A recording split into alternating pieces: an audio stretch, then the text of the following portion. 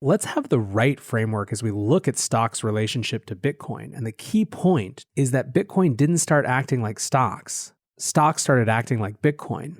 Storing value and giving early buyers asymmetric upside on the way to asset maturation is what Bitcoin was designed to do. Welcome back to The Breakdown with me, NLW. It's a daily podcast on macro, Bitcoin, and the big picture power shifts remaking our world. The Breakdown is sponsored by Nexo.io and Casper, and produced and distributed by CoinDesk. What's going on, guys? It is Thursday, March 4th, and today I am going to try to flip a mental model. Here's my proposition. Bitcoin isn't acting like stocks right now. Stocks are acting like Bitcoin. So to start this conversation, we need to hop on over to FinTwit, where there is a lot of discussion right now around rising treasury yields. When the year started, the 10-year treasury yield was at 0.93% versus the closer to 1.47% it is now. That yield spiked even over 1.6% last week. So what is driving the rise of these treasury bonds, this US government debt? In short, it's expectations of a stronger economy. Vaccines keep getting rolled out, with new ones coming on the market, which suggests that all American adults who want to can be vaccinated by basically the beginning of the summer. Simultaneously, you're seeing restrictions on businesses being rolled back. And the market doesn't believe, in effect, that the Fed is going to be able to keep rates as low as they've been or continue the sort of asset purchase programs to provide liquidity that they've been doing. Now, these rising treasuries have been causing havoc in the public markets. And part of the issue is valuations. The S&P 500 is currently trading at 22x expected earnings, which is close to the highest it's been in 20 years. In December 2009, 6 months after a previous recession, it was trading at 14x. What this means is that even small changes in the treasury yields, which is another way of saying small changes in how appealing bonds are as compared to stocks, can cause major spasms, particularly for tech companies which are trading at the highest earnings multiples. There is also, I should note, some real wildness happening in the repo markets. Repo stands for repurchase agreement, and repos are collateralized short-term loans which help financial institutions keep money flowing and are used by the Fed to conduct monetary policy. Basically, the repo rate is a measure of financial institutions with cash willingness to lend on a short-term basis. We saw an insane spike in September 2019 when the overnight repo rate rose as high as 10%, and there were still liquidity crunches. It seems like there's something big going on right now in the repo markets that we might need to discuss, but for the sake of this conversation, I want to keep it more broad. Basically, to sum up, treasuries are freaking equities out and even bringing Bitcoin into the conversation. A CoinDesk headline article today reads, Bitcoin hovers below 50K as traders await Fed's take on bond yields. Quote, according to ING analysts, comments that Powell is monitoring events in the treasury market might be enough to calm things down, encouraging a return to a softer dollar. That could bode well for Bitcoin and stocks. Both assets have mostly moved in the opposite direction to the dollar index over the past 12 months. However, the rally in yields may accelerate, leading to a stronger dollar and weaker Bitcoin if Powell downplays concerns over rising bond yields taking cues from his European central bank counterparts. Quote, no such concern from Powell would suggest the Fed is happy for Treasury yields to find the right level, as our bond strategy colleagues say, potentially triggering another spike in yields and more dollar short covering, ING analysts noted. So what do people think Powell is going to say in today's comments? Many think that Powell will try to convince markets that the bank will be ultra patient in any pullback of support for the economy. Some, like Bloomberg, don't think he'll explicitly say they're going to cap long-term interest rates. Instead, most think that he will reaffirm the Fed's determination to meet their updated inflation and employment goals. Employment specifically has been the key here. Basically, the Fed has been more or less saying that they are willing to do whatever it takes until full employment is achieved. So even if it seems like markets are steaming, that's fine as long as they can get to full employment. They already previewed this position this week with comments from Fed Governor Lael Brainard, who said that the Fed has, quote, quite a lot of ground to cover to meet its objectives. Now the question becomes what tools the Fed actually has. The first is words, what Bloomberg calls forward guidance light. The Fed is currently buying $120 billion of assets per month, $80 billion in treasuries and $40 billion in mortgage-backed debt. They could potentially be explicit about when they intend to scale that back rather than leaving it to market guesses. They could also be even more definitive and precise about what it would take for them to raise rates. What if words don't work, however? What would come next? Well, there could be some more extreme courses of action. Bloomberg discusses two.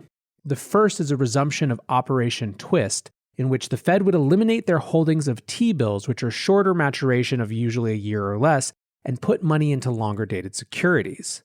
The benefit would be that it would alleviate downward pressure on T-bill rates, which are currently threatening to go negative.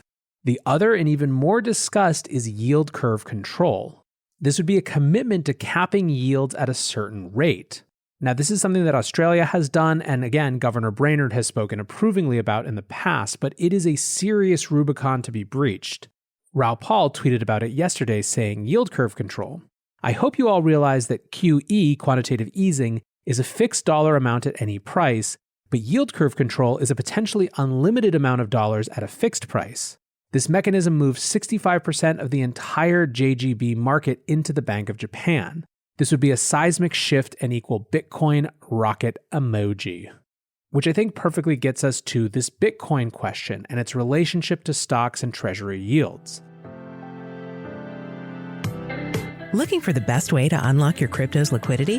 Nexo.io is exactly what you need. Borrow against your digital assets at just 5.9% APR, earn passive income with yields of up to 12%, and swap between more than 75 market pairs with the instant Nexo exchange. Try the Nexo wallet app to get the whole 360 degrees of crypto banking. Get started at Nexo.io.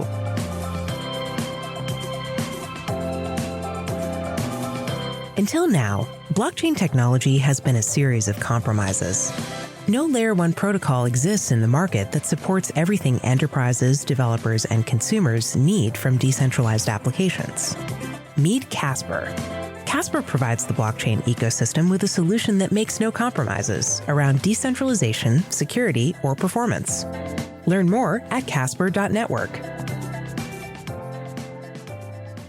A pretty fundamental question for this cycle has been, is Bitcoin a macro asset?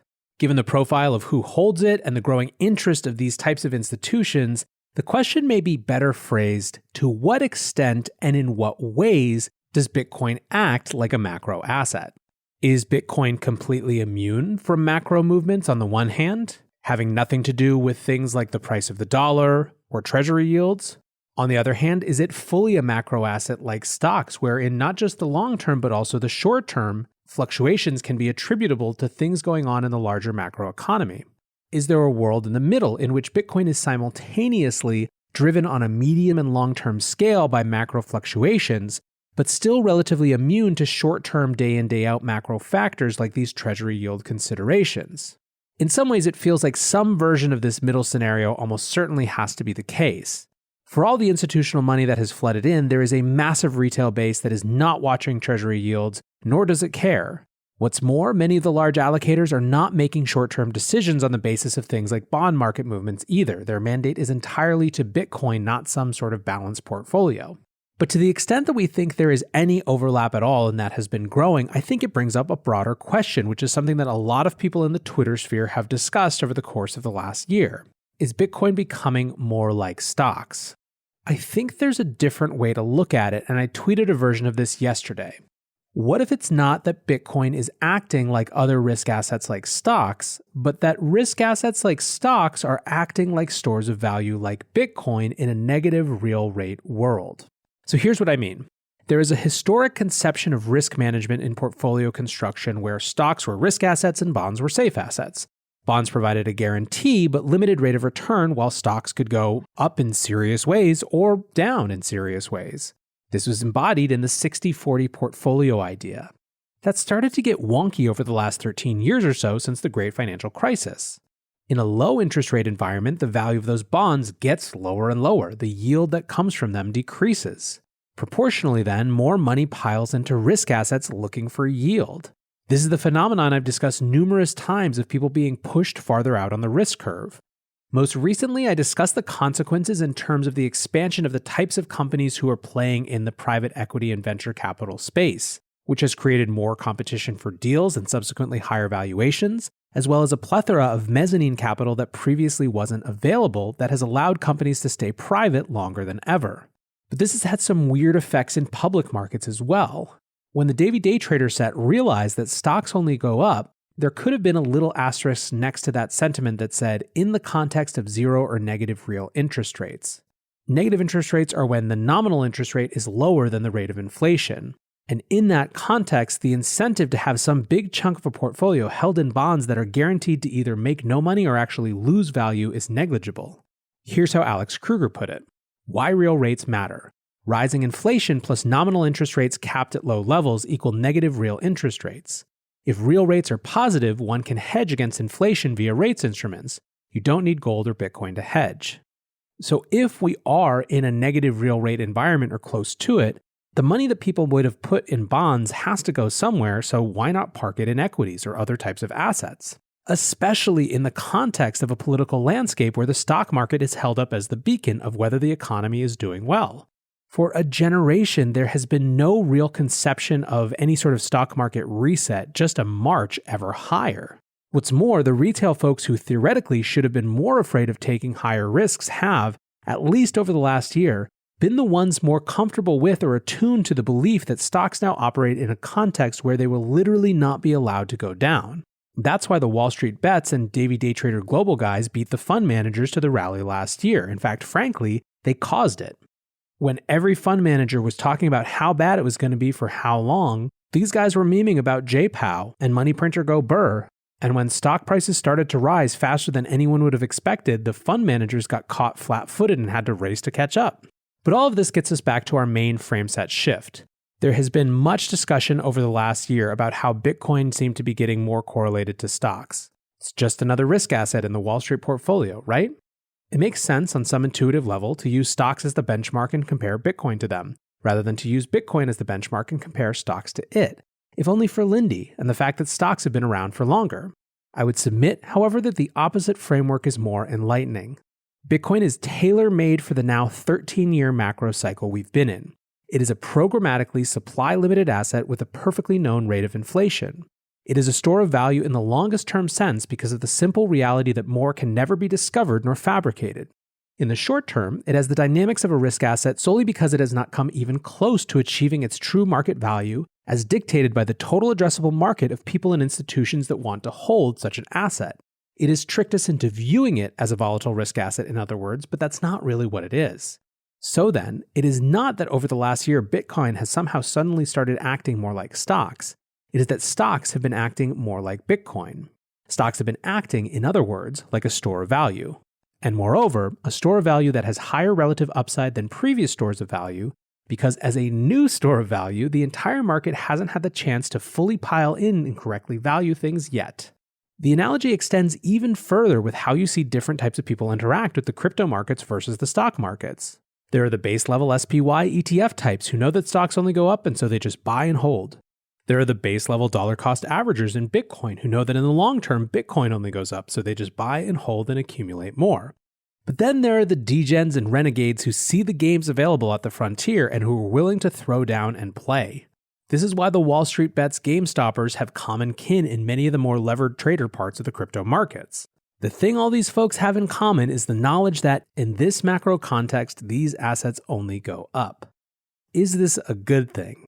There are some pretty good reasons why having the stock market be a store of value represents a major economic dislocation.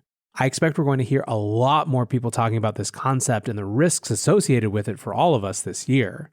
But for now, let's have the right framework as we look at stock's relationship to Bitcoin. And the key point, to reiterate, is that Bitcoin didn't start acting like stocks. Stocks started acting like Bitcoin.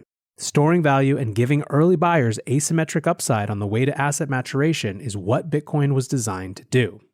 I do think it's still worth asking this question about whether Bitcoin is responding to the treasury yields right now. Cantor and Clark thinks yes. He says, with all the yields talk in crypto Twitter lately, it can get a bit confusing for anyone who is new to markets. All markets right now are sensitive to what has been a pretty rapid change with the 10-year, and they are not buying Powell's words alone. Make no mistake, yield curve control equals Bitcoin higher. Meltem Demirors is skeptical and says, after much soul searching, I've decided the Bitcoin macro narrative is dumb. The Bitcoin market doesn't respond to rates. Lol, imagine being that obtuse. In a number go up environment, Bitcoin is just another number go up to most allocators. They just dress it up with pretty words. I don't actually think Meltem is saying something that different than above. The whole point is that we're in a number go up environment causing weird dislocations. I think though that Alex Kruger again gets it just a little bit more precisely. Prices tell you real rates have become a secondary factor for Bitcoin. Were that not the case, Bitcoin would be getting thrashed like gold is. Rising reals still represent a headwind by reducing institutional demand and negatively impacting risk sentiment. Fortunately, real rates are not the only variable. Many want to buy Bitcoin regardless of what rates are doing. Rates and government's response to COVID opened the adoption floodgates. You can slow the flow, but you can't close the dam. Anyways, guys, a little dense on the macro front today, but hopefully interesting, and hopefully that main frame shift is something that resonates. So I appreciate you listening. Let me know what you think on Twitter, on YouTube. Until tomorrow, guys, be safe and take care of each other. Peace.